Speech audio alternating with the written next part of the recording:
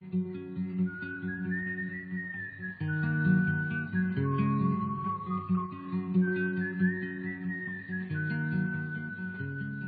now to the 10th chapter of Joshua, and here the Gibeonites feel the repercussions of their decision to ally themselves with the Israelites. The Israelites were at war with all of the land of Canaan and all the cities of the Canaanites, but these three cities of the Gibeonites, or four cities of the Gibeonites, decided that they would not fight on the side of their own people, but would take Israel's side. Now that doesn't mean that Gibeon joined Israel's army and went out and fought against the others, but at least they took sides with Israel and made peace with Israel, and that was offensive to the other Canaanites. Of course, it was an act of treason.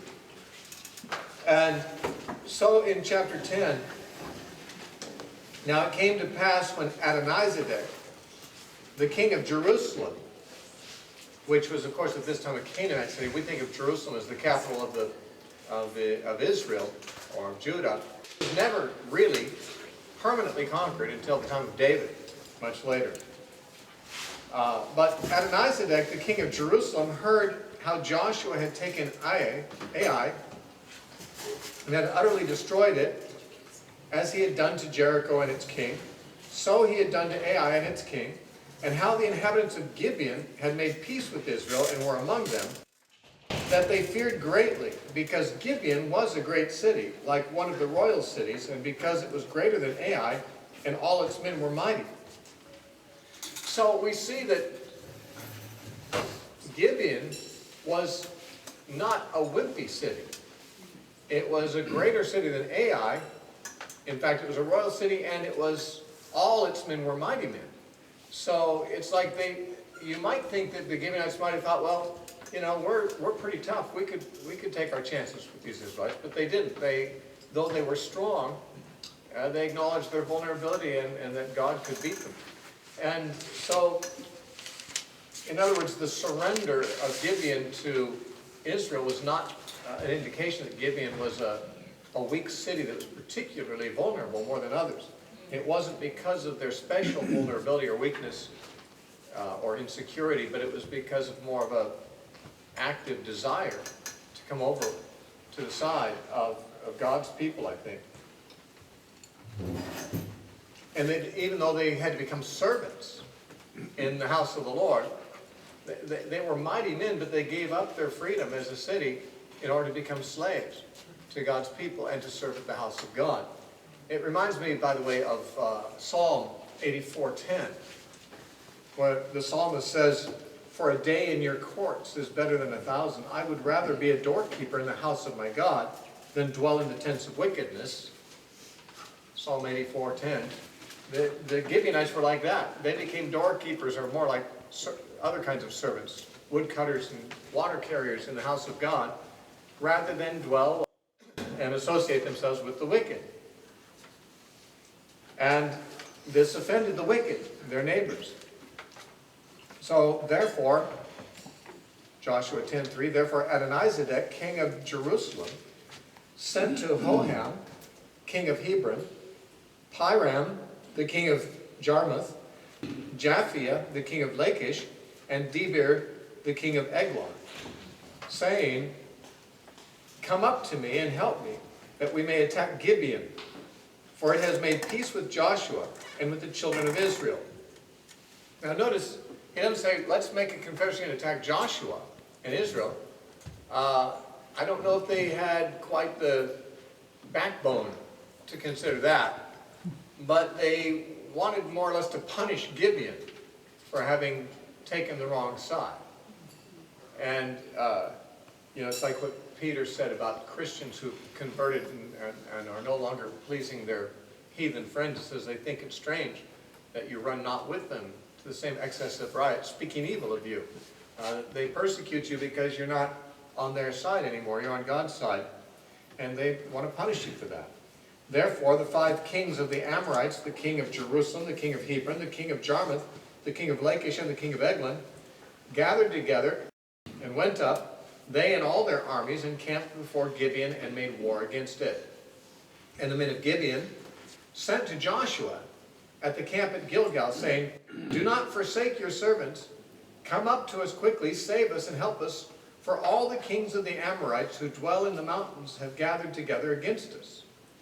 Now, I don't know how they got a messenger through, but this is often seen to be the case in Scripture, that a city will be besieged, and then so they send a messenger out for help. I don't know how the messenger gets past the besieging army.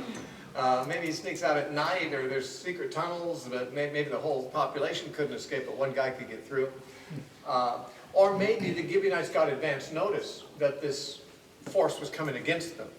And so they said, "We better send for help." And so the messenger got out before the invaders arrived. In any case, Joshua got the message, and you could easily imagine how Joshua could say, "Wow, God's going to solve my problem I caused for myself here, you know? I made this covenant with these people I shouldn't have made a covenant with. I can't break it, but hey, no one says that these other kings can't wipe them out, you know? If these other kings wipe them out, then we're clear." But instead, Joshua says, "No, we made a covenant with them. They are our servants. Like masters are responsible for the safety of their servants, we're saddled with this burden of the Gibeonites." So Joshua ascended from Gilgal, he and all the people of war with him, and all the mighty men of valor. And the Lord said to Joshua, "Do not fear them, for I have delivered them into your hand. Not a man of them shall stand before you." Joshua therefore came upon them suddenly, and having marched all night from Gilgal, I believe it's about 20 miles from Gilgal to Gibeon. It is an all-night march. I actually walked 20 miles one night. I was hitchhiking home one night and couldn't get a ride, so I walked home, and it was 20 miles, and it took all night. So I know what an all-night march is, just about that same distance. But it means, of course, that Joshua and his troops arrived there without having had a night's sleep and having marched 20 miles. It's not like they arrived fresh to the battle. They arrived almost like they'd already spent a day of hard work, marching under arms and so forth. But nonetheless, they not only had a long night's march, they had a long day of fighting, the longest day ever, as it turns out, because this day got prolonged. So they really had a long battle that they were involved in this particular case. So the Lord routed them before Israel, killed them with the great slaughter at Gibeon, chased them along the road that goes to Beth Horon, and struck them down as far as Azekah and Makkedah. Now, Beth Horon is a pass in the mountains where apparently once Israel showed up and started attacking these people, they started in retreat through these mountain passes. If they could get through the passes, they might make it back into their cities and make it harder for Israel to defeat them. Of course, if these people got back into their walled cities and shut the gates, they'd still have to be defeated, but it'd be much harder. You know, it'd be like attacking a walled city instead of attacking a bunch of vulnerable troops out on the field. So these people were trying to escape through this pass. Azekah and Makkedah are not, their locations are not exactly identifiable today. We're not sure exactly what they are. Although Makkedah becomes sort of a new post for Joshua from which he launches further battles in the southern region. And it happened as they fled before Israel and were on the descent of Beth Horon, and the descent means they'd made it up over the mountain pass, and they were now on the other side, almost to safety. God didn't let them get to safety. The Lord cast down large hailstones from heaven on them as far as Azekah, and they died. There were more who died from the hailstones than those whom the children of Israel killed with the sword. Now, if you've got armed guys, presumably with helmets on, stuff like that, and yet there's hailstones killing them, these are sizable hailstones. Now, the book of Revelation talks about hailstones 100 pounds. Those would squish you like a bug if they happened to hit you. 100-pound weight, it's like having a safe, a small safe fall on you from the top of a skyscraper, 100-pound would be an awful lot. These probably were not that large. They wouldn't have to be to kill people. There are, in the modern day, in some places, really huge hailstones occasionally. I've heard that in Texas there have been hailstones the size of softballs. A hailstone the size of a softball, if it hits the top of a car, it makes a pretty serious dent in that roof of that steel roof of a car. Hailstones that size hitting a person on the head would make a pretty serious dent in the head too, probably crack the skull. And these were killer hailstones. Now, part of the miracle here was not only the size and the deadliness of the hailstorm, but the fact that it wasn't killing the Israelites too. I mean, if you're in a battle pursuing your enemies and hailstones are falling and killing your enemies, and you're dodging every one of them, that's pretty good. Unless we're to understand that these people had put some distance between themselves and Israel. The ones who are escaping at the furthest distance from the advancing Israelites were almost going to get away, so God took them out with hailstones. But since they were on the descent of Beth Horon, it means that they were on the other side of the hills. Maybe the hailstorm was over on the far side of the hill, and the Israelites, not having gone that far yet, were not, in danger. In any case, that's just one way that God miraculously helped Israel in this case. The other is next. Verse 12, then Joshua spoke to the Lord in the day when the Lord delivered up the Amorites before the children of Israel. And he said in the sight of Israel, sun, stand still over Gibeon, and moon in the valley of Ajalon. So the sun stood still, and the moon stopped, till the people had revenge upon their enemies. Is it not written in the book of Jasher? So the sun stood still in the midst of heaven, and did not hasten to go down about a whole day. There's never been a day like that, it says, before or after it, where the Lord heeded the voice of a man, for the Lord fought for Israel. Now, God has, of course, heeded the voice of man in some respects on many occasions. Perhaps not in this sense. But in what sense what was this that happened? The language of what Joshua spoke is here presented as poetry. And it apparently may be even a quotation from the book of Jasher, which is mentioned as carrying this information. By the way, just as an aside, the book of Jasher is mentioned twice in Scripture, here and in 2 Samuel chapter 1. In both cases, poetry is cited. That is from the book of Jasher. And both of it is in the context of certain battles of Israel.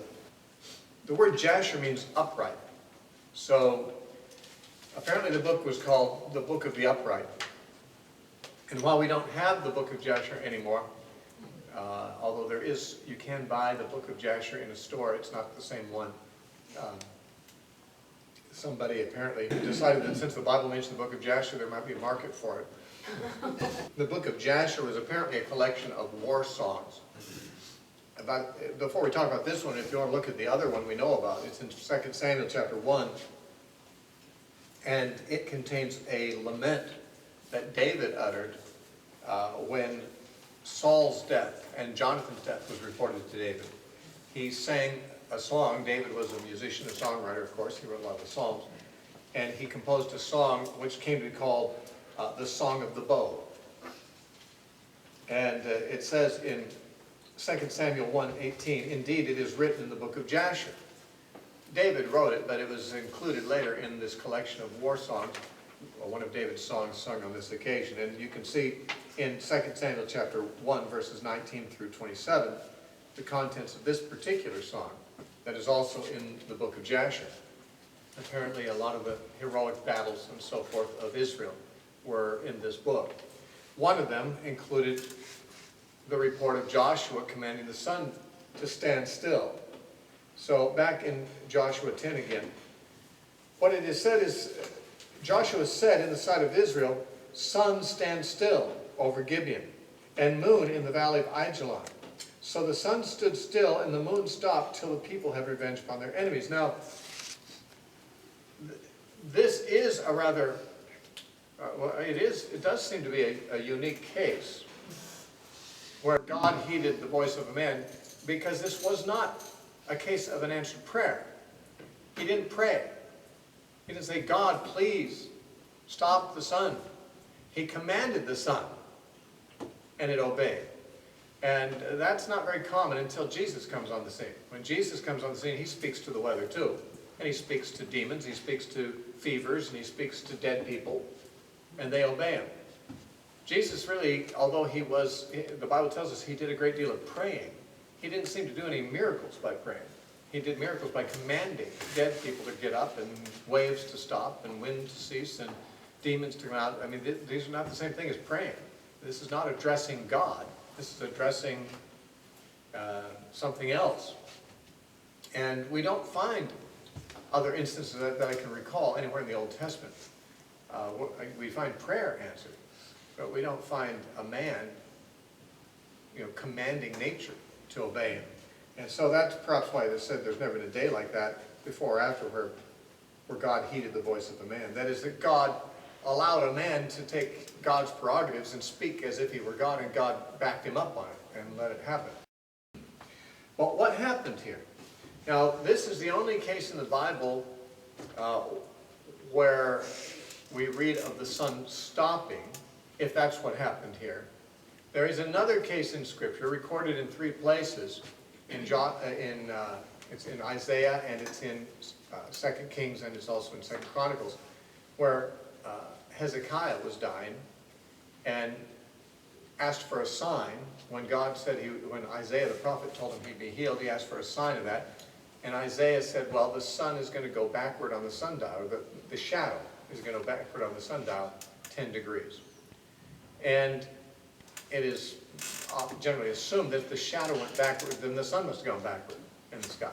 It may not be that that is so. The sun might not have gone backward. Maybe that just the shadow miraculously went backward. I don't know. But it would seem to imply that the sun went backward. The problem with stories like these is because of, people say, well, we know so much more about astronomy than they did back then. They perhaps had the idea that the earth was a flat plane and the sun was a little object that went, that kind of went over it each day, and for it to go backward or forward wouldn't interrupt too much, because it's way out there in the sky, and the sun, God could move the sun around without affecting the earth very much. But of course we know now that the sun doesn't really move in relation to the earth, but the earth moves in relation to the sun. And for the sun to stop or to go backward is really going to involve changes in the motion of the earth. And since the earth spins at the speed of 1,000 miles an hour at the equator, it's hard to imagine it coming to an abrupt halt without throwing everything into chaos. I mean, even if you're driving at 60 miles an hour and you hit a brick wall, everything in the car is going to be through the windshield, And if the earth's spinning 1,000 miles an hour and then God stops it, all the trees are going to be falling over, everything's going to wild. So, and if he makes it go backward, if he puts it in reverse, it's even be worse. So people argue that, it's unrealistic from what we now know about the movement of the earth and with relation to the sun, which they presumably didn't know back then. It's impossible to take these stories seriously because of the tremendous damage that would be done. Well, obviously that objection is failing to take into account that the same God who could make the earth stop could also hold things in place. I mean, we don't know of any natural power that could make the earth stop. But we do know of a supernatural being who can do such things. And if he can do that, what can't he do?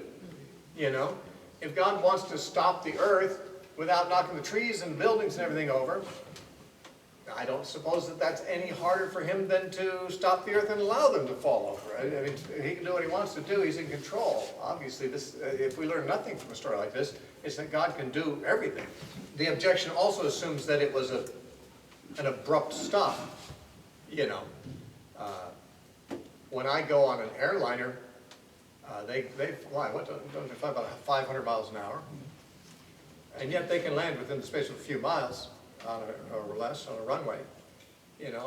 We don't all fly through the windshield of the plane when it lands. Sometimes it's a little rough, but you can bring something to a stop within a few minutes anyway, if it's moving 500 miles an hour. I know, because they do it all the time when they land airplanes. 1,000 miles an hour would take a little longer, perhaps, if there's no, if you're trying to have the same effect. In other words, if God doesn't have to just, put on the brakes and it stops right there, he could just slow it down gradually until it just isn't moving anymore. If he wanted to, it wouldn't knock everything over. But the point is, God can do whatever he wants to do. If he can't, then the story's a fake story. If he can, then there's no problems with the story. That's the issue. Is there a God who can do this kind of thing, or isn't there? Now, many people say we're not even really asked to believe that that's what happened because we're misunderstanding the wording. Some people say it's not that the sun literally stopped in the air, or that the earth literally stopped so that the sun appeared to stop, but that God did some other kind of miracle. That he refracted the light in such a way that even though the sun moved on as normal, the refraction was somehow continued on that part of the earth, that the sunlight continued to illuminate them for a period of time. And it wasn't really that there was that miracle of a literal stopping, but rather just the visual. Same thing as people have said sometimes about the sun going backward on the sundial. It's not necessary to believe the sun went backward, the shadow went backward. Now, that would have to be supernatural. But God could make a shadow on a sundial without making the sun move the other direction. So there's different ways they say that this could have been accomplished. It's not necessary, especially since it's related in poetry. If it wasn't in poetry, we'd be more compelled to take it as a sober narrative. But since poetry often embellishes things, for example, when Deborah and Barak conquered Sisera and the enemies of Israel in the book of Judges in chapter 5, when they sang a poetic song about that battle, it said the stars in their courses fought against Sisera. Well, that's poetic, flowery language. The stars didn't come down and fight against Sisera. So, I mean, this kind of language is not unheard of in Hebrew poetry. So, in other words, some say we're not even really being asked to believe something as radical as that the sun really stopped for that period of time. In fact, some scholars say, and all agree, that the Hebrew word for stand still really is be silent. In the Hebrew it is, he said, sun, be silent over Gibeon. That'd be the literal translation. Now, what does be silent mean? The sun is silent all the time, so it's obviously figurative. It's a poetic thing. What are you asking the sun to do when you're telling it to be silent? To stop moving? Well, that's how it's translated in our Bibles mostly. Be still. Telling the sun to be silent might be telling the sun to stand still.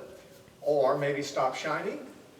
Some think that what this is saying is that the hailstorm was doing such a good job of defeating the enemy that Joshua didn't want it to end prematurely until the whole enemy was destroyed, so he is asking the sun's light to be no longer shining. In other words, he's asking for the clouds and the hailstorm to continue until the battle is finished. At the end of verse 3, until the people had revenge on their enemies, until all the enemy were dead. It's not, there's a lot of suggestions have been made about this.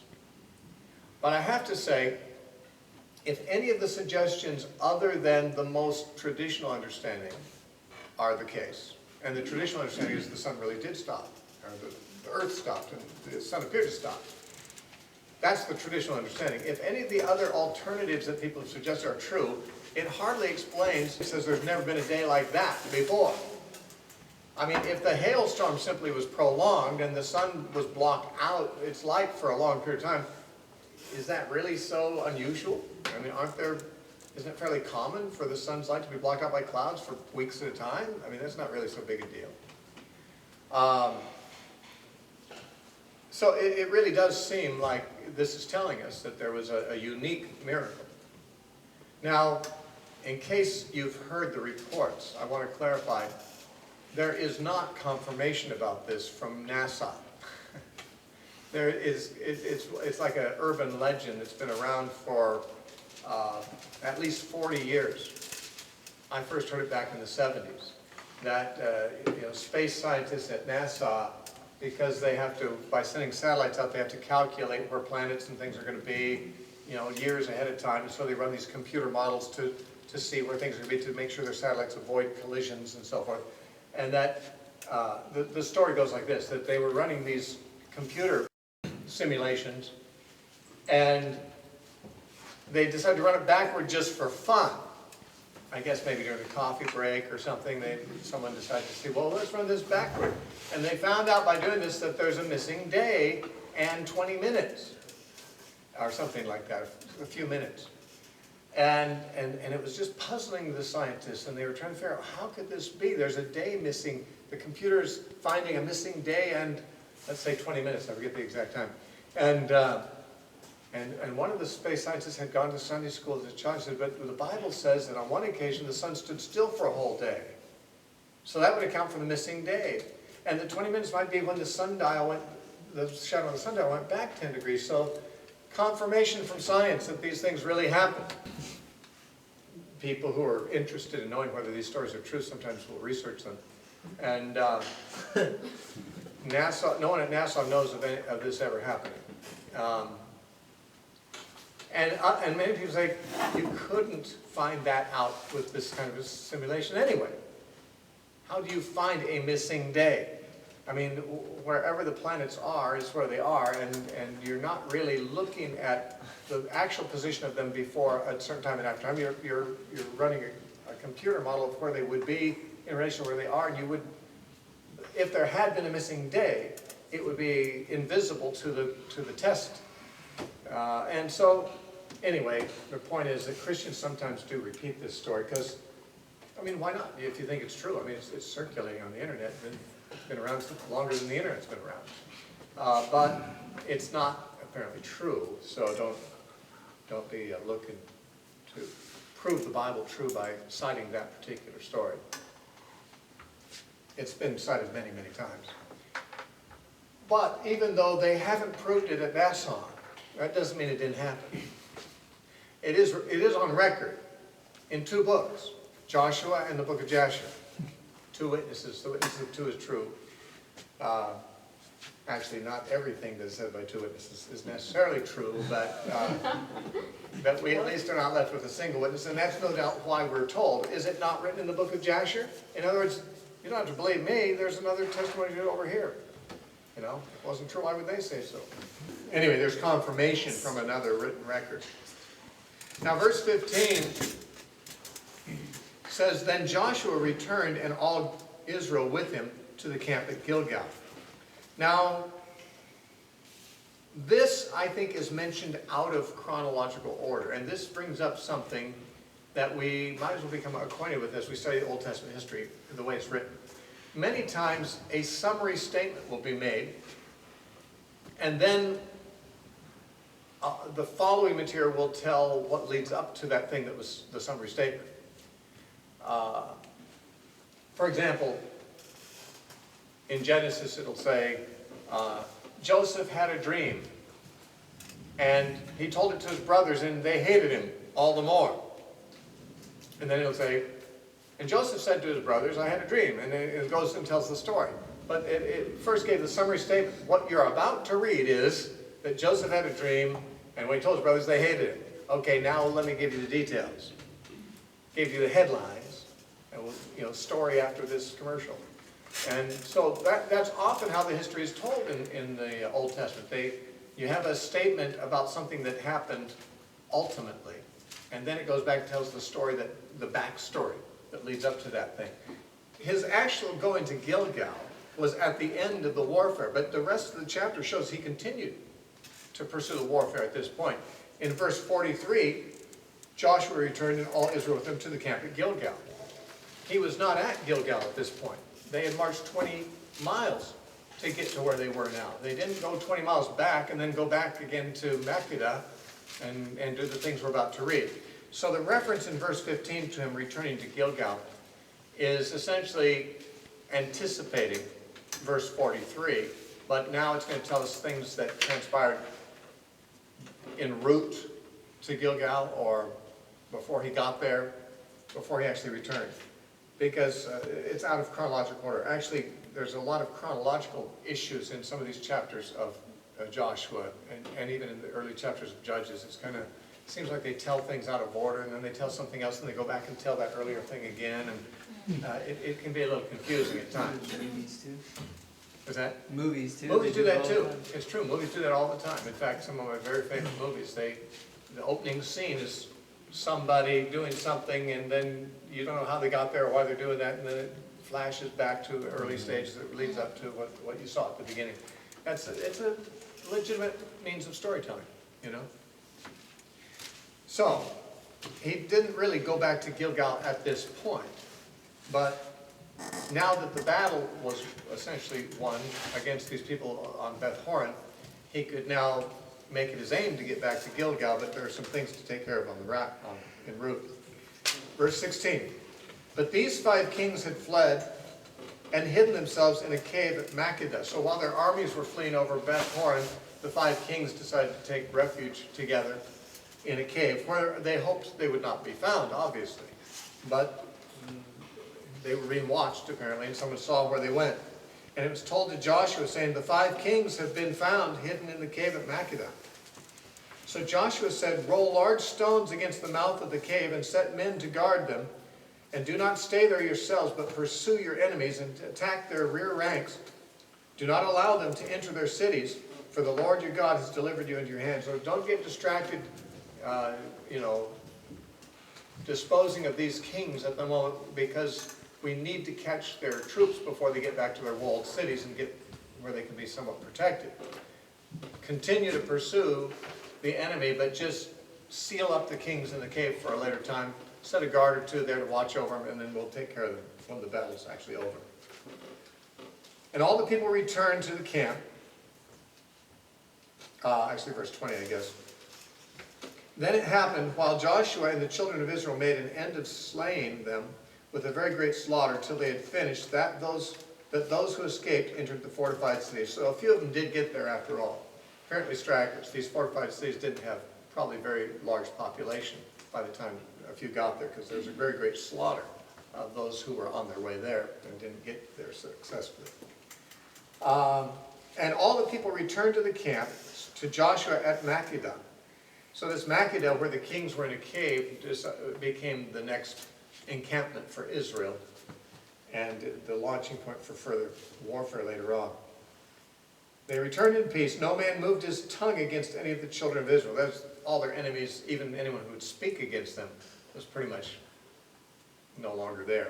They'd taken care of anyone that would oppose them, even to the point of verbally opposing them, which is just a hyperbole of saying they had no opposition whatsoever left in that battle. Then Joshua said, open the mouth of the cave and bring out those 5 kings to me from the cave. And they did so, and brought out those 5 kings to him from the cave. The king of Jerusalem, the king of Hebron, the king of Jarmuth, the king of Lachish, and the king of Eglon. So it was, when they brought out those kings to Joshua, that Joshua called all the men of Israel, and said to the captains of the men of war who went with him, come near, put your feet on the necks of these kings. And they drew near and put their feet on their necks. Then Joshua said to them, do not be afraid, nor be dismayed. Be strong and of good courage, for thus the Lord will do to all your enemies against whom you fight. And afterward Joshua struck them and killed them, and hanged them on 5 trees, and they were hanging on the trees until evening. So it was, at the time of the going down of the sun, that Joshua commanded, and they took them down from the trees, cast them into the cave where they had been hidden, and laid large stones against the cave's mouth, which remain until this very day. This sounds pretty barbaric to us, obviously. Take these guys here, they can't defend themselves.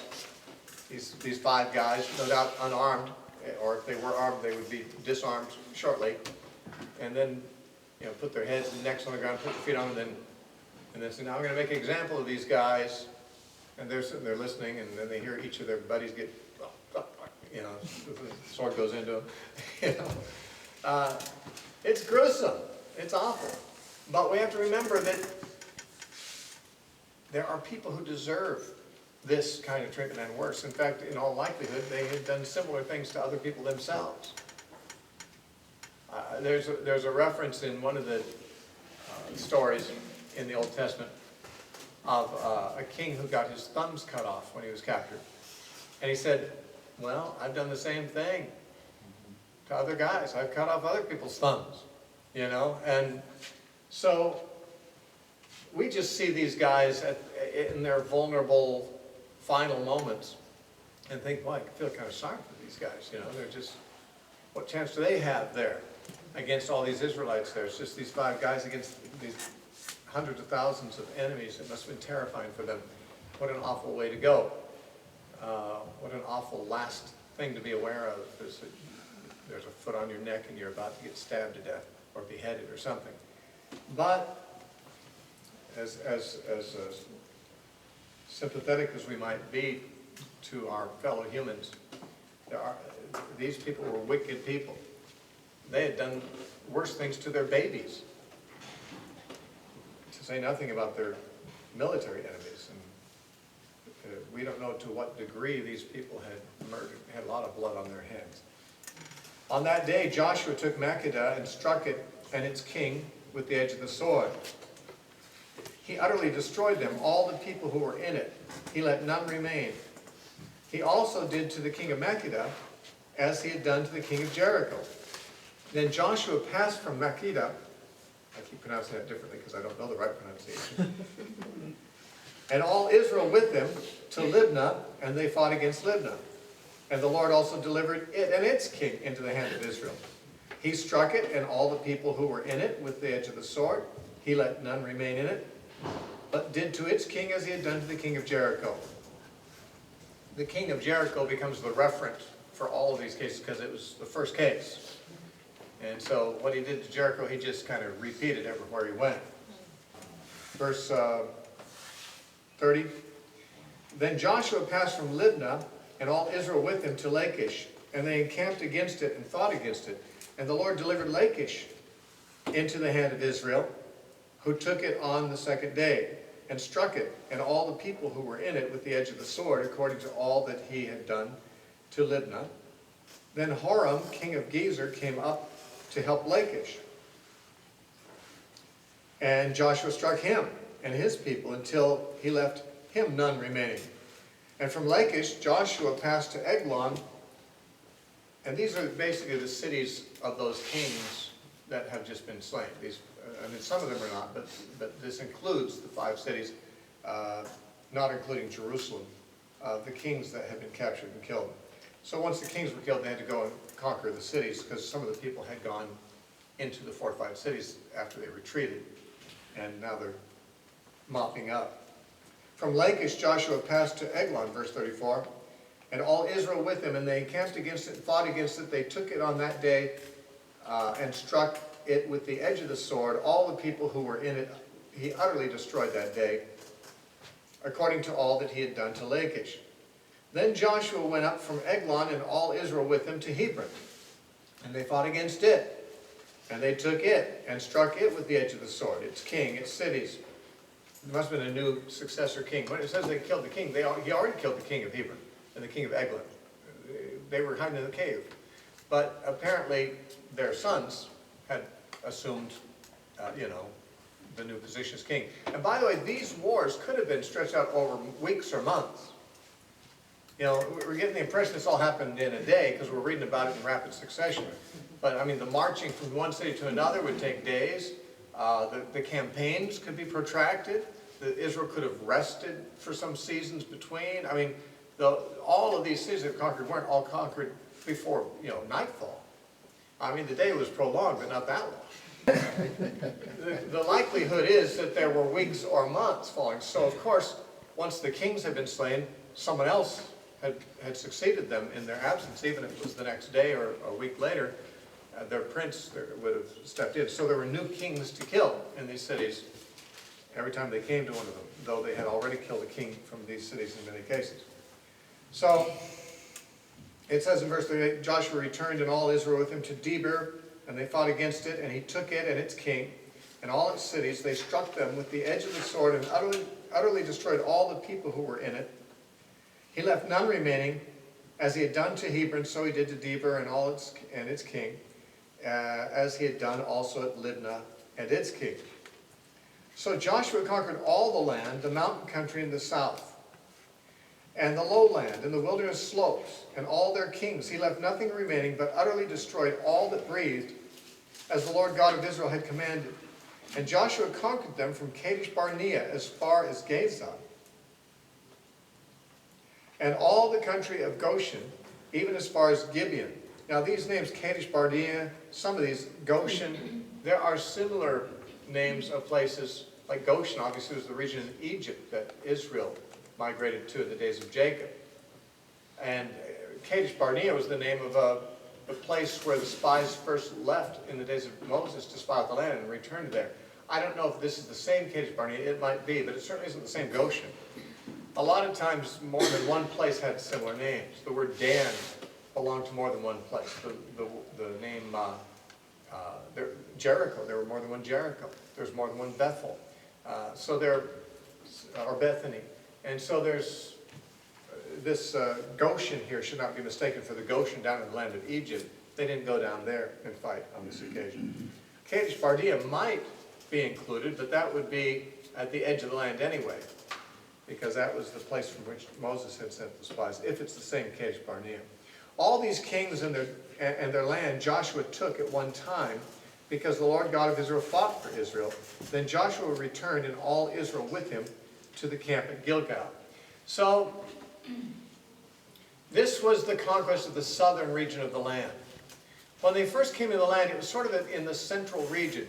Jericho was sort of central between north and west areas of the land of Israel. And Ai also. So when they first came in, they penetrated into the middle of the land. And there may have been some strategy in God's mind, or Joshua's, for doing it this way, because it divided the southern Canaanites from the northern Canaanites and prevented them from being able easily to work together against Joshua. It divided the inhabitants of the land by Israel coming through the middle and occupying that area. Still, of course, it would have been possible for the northern and southern kings all to come at the same time and Israel to have to fight on two fronts. But it would be harder for them to conspire together with each other and to organize a campaign because Israel was in the middle part of the country. But now that they've taken the middle, they've taken the south. Now, I don't know if they intended to.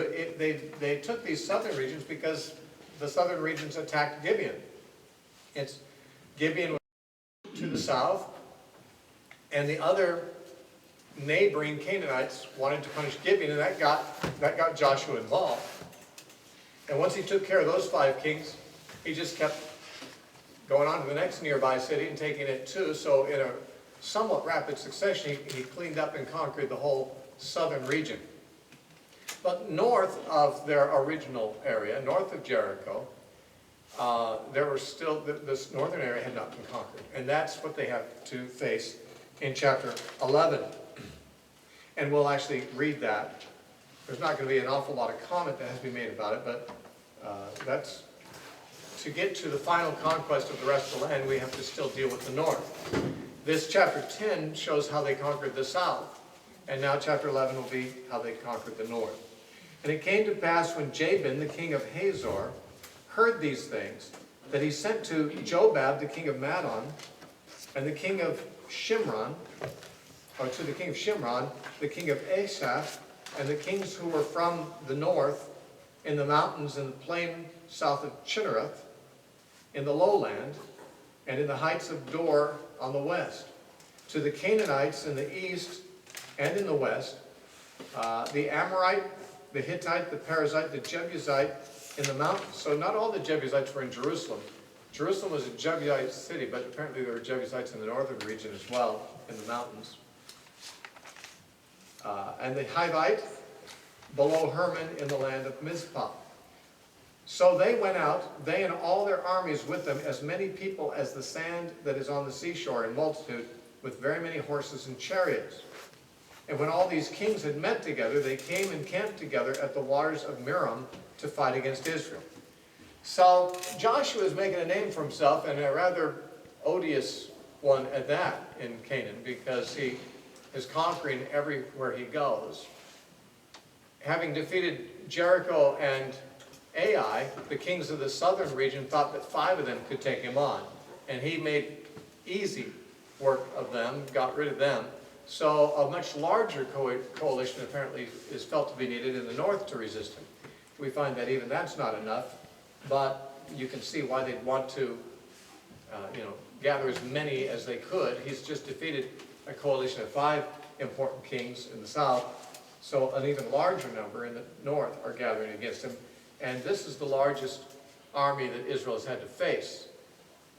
And the most militarized in some respects. They have horses and chariots.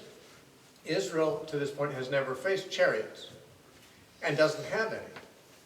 So chariots were quite a war vehicle of giving advantage to those who had them. In some regions, places had chariots of iron, and we find that Israel sometimes was not able to defeat certain cities because they had chariots of iron. These people had chariots, but apparently they were wooden or some other substance, and they were not quite as formidable. But there were certainly a large number of enemy coming, and so the Lord said to Joshua, do not be afraid. This is what God has to keep saying to Joshua. Don't be afraid, don't be afraid. That there were a lot of things that could inspire fear around him. Because of them, don't be afraid, for tomorrow about this time I will deliver all of them slain before Israel. So even though it probably took days or weeks or more to conquer the southern area, because they had to go from city to city, they weren't going to have to travel so far. All of the bad guys in the north are coming to them. We'll cover them before nightfall tomorrow. In one day, he's going to conquer all the northern territory without going there. They're coming to him. He says, I will deliver all of them slain before Israel tomorrow. You shall hamstring their horses and burn the chariots with fire. Now, hamstringing horses, it just seems so cruel. Cruelty to animals. People object to that. People like horses. They're nice animals. So why these poor horses have to be hamstrung? Well, horses were not pets in those days, nor were they even common conveyances for getting from place to place. They were war machinery. When people wanted to get from place to place, they didn't ride horses. They would ride a donkey if they had one, or a mule, but a horse was specifically bred for battle. And therefore, once you've conquered the armies, what are you going to do with the horses? Well, of course, the temptation could be like, wow, if we keep these horses, they could be quite a military force for us. It's like conquering your enemy and taking his tanks and his weapons and things like that and saying, now we are ready for battle. But you see, God was giving them the victory without them having it. Israel didn't have horses. Israel didn't have much military.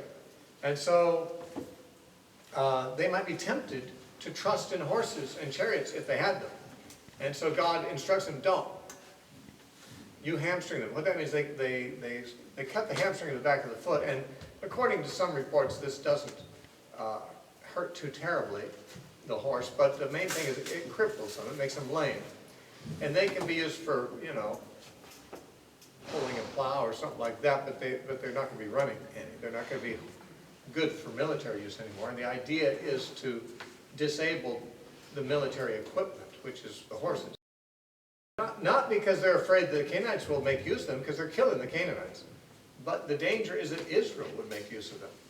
Having conquered the enemies and having them, that Israelites want to have horses. Remember it says in chapter 17 of Deuteronomy, God said, when you guys have a king, he shall not multiply horses to himself. He's not allowed to do that. God didn't want Israel to have a huge army, because then they might trust in it. It says in Psalm 20 and verse 7, some trust in chariots and some in horses, but we will remember the name of the Lord our God. That was David's conviction.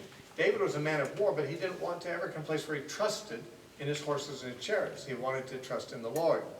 And so to hamstring the horses would make it impossible for Israel to be tempted to trust in horses in the future for their security. They'd have to trust in God. And they had to burn the chariots rather than keep them for their military. Seems like it'd be nice to keep those things. But God didn't want them to have a chariot and horse force. He wanted them to have himself and not trust in anything else like that. So Joshua and all the people of war with him came against them suddenly by the waters of Merom, and they attacked them. And the Lord delivered them into the hand of Israel, who defeated them and chased them to greater Sidon, to the brook Misrephoth, in the valley of Mizpah eastward. They attacked them until they left none of them remaining. So Joshua did to them as he had told him. He hamstrung their horses and burned their chariots with fire. Joshua turned back at the time and took Hazor and struck its king with the sword. Hazor was formerly the head of all those kingdoms. And they struck all the people who were in it with the edge of the sword, utterly destroying them. There was none left breathing. Then he burned Hazor with fire.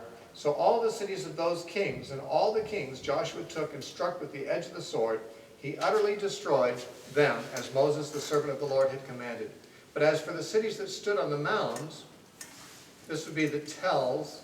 A tell, archaeologists in the Middle East often talk about tells. In fact, sites are named tell this and tell that. A tell is a word that refers to a mound made up of the ruins of successive civilizations on the same spot. Where there's been one city on one spot and it was ruined, then another city was built on top of it, it was ruined, and there's been a succession of cities at different times on the same location, and there's a mound there. That's called a tell. And a lot of archaeological digs are done at sites that are called tell dash and then a location. That's what the word tell refers to. And that's what's actually meant here. The cities that stood on tells, Israel burned none of them except Hazor only, which Joshua burned. And all the spoil of these cities and the livestock the children of Israel took as booty for themselves, but they struck every man with the edge of the sword until they had destroyed them, and they left none breathing. As the Lord had commanded Moses his servant, so Moses commanded Joshua. So Joshua did. He left nothing undone of all that the Lord had commanded Moses.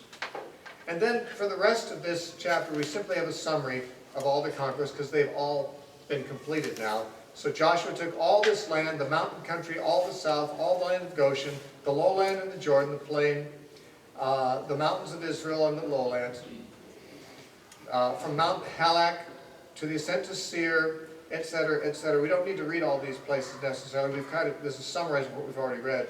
And it says in verse 21, at that time Joshua came and cut off the Anakim, that's the giants, from the mountain. These are the ones that had been so intimidating to the Israelites when the spies had brought back a report 40 years earlier. He went and cut off the Anakim from the mountains, from Hebron, from Debir, from Anab. And it says, the Anakim, verse 22, none of them were left in the land except in certain Philistine cities, in Gaza and Gath and Ashdod. Gath is the city that Goliath later came from, one of the giants. But the giants were eradicated from Israel except for in a few Philistine cities which were not conquered. Israel did not conquer the Philistines, only the Canaanites. And these were coastal, along the coastal plain of the Mediterranean. Then Joshua took the whole land according to all that the Lord had said to Moses, and Joshua gave it as an inheritance to Israel according to their divisions by their tribes. Then the land rested from war. So we come to the end of the conquest, probably about 7 years it took for the conquest. There's evidence of that later on, of the time frame. But there were still cities that were not conquered, as is made very plain. Even at the end of Joshua's life, much later, God said there are still many enemies that have not been conquered here. So why does it say that he conquered the whole land? Obviously what it's saying is he secured the land and subdued all opposition. They were able now to divide the land up among the tribes, and the tribes basically owned it. There were cities there that still were not friendly toward them, but weren't going to dare to do anything to them. There were still enemies to conquer. Just as when you become a Christian, there's, you conquer the flesh at some level so that you now don't live for the flesh, you live for God, but there's still areas of the flesh that need to be conquered. You still have battles to fight. You don't just come to the place where there's, you've gotten sanctified, holy, and there's no more enemies to conquer. Your whole life is going to be a battle. And Israel's whole time in the land remained a time when there were at least someone, Philistines or somebody out there causing trouble.